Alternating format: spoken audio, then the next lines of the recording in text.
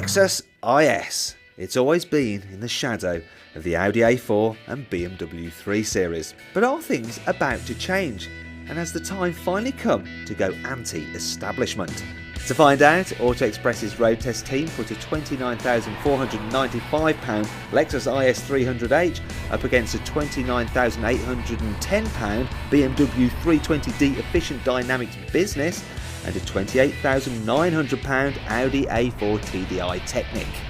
From the very start, this particular IS is very different than its German rivals. They both have 2-litre turbo diesels. The Lexus, however, is a hybrid, with a 2.5-litre petrol engine mated to an electric motor. Its 65.7 miles per gallon economy may be more than the 61.4 miles per gallon the Audi A4 can do, but slightly less than the BMW's 68.9 miles per gallon. However, it is the only one of the three cars to emit less than 100 grams per kilometre of carbon dioxide. Yet despite this, the IS develops 221 brake horsepower. That's 46 brake horsepower more than the A4 and 60 more than the 3 Series. So does this make it quicker out in the real world? Well, yes and no. In terms of performance, these three cars are quite closely matched. The BMW and the Lexus are better off the line due to their rear-wheel drive, but you pay the price in the Lexus with the CVT gearbox, where the engine whines quite badly when you're accelerating hard. In their tests, Auto Express found that the Lexus and the BMW both did 0 to 60 miles an hour in 7.8 seconds, whereas it took the Audi 8.4 seconds. So it seems like the Lexus is on the pace, in a straight line at least, but what about the way it feels from behind the wheel? So when it comes to the driving experience, the Lexus is pretty refined, quite comfortable, but the CVT gearbox takes a bit of getting used to. The brakes are really grabby and the body control is not great. And the BMW, that's the benchmark in the class. Great handling, really good steering. The 320d's got quite narrow tyres and that helps the ride and gives you a sense of feeling what's going on the whole time. The Audi runs it close though, it's front wheel drive.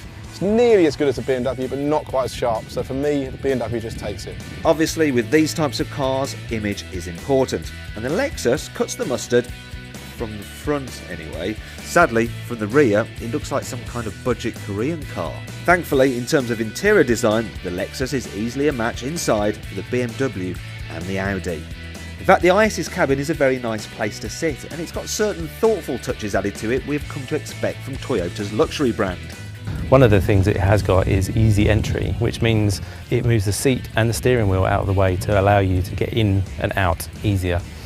One problem we have found with it is that when you do unbuckle to get out, it moves the seat all the way back, and you have to make sure that your passenger in the back is out, or otherwise they might find their legs get trapped. This issue is made worse by the fact that those travelling in the back of the IS aren't exactly sport for space anyway, as it trails the Audi on knee room and the BMW, which is actually the biggest in the rear. There's a similar story with the boots too.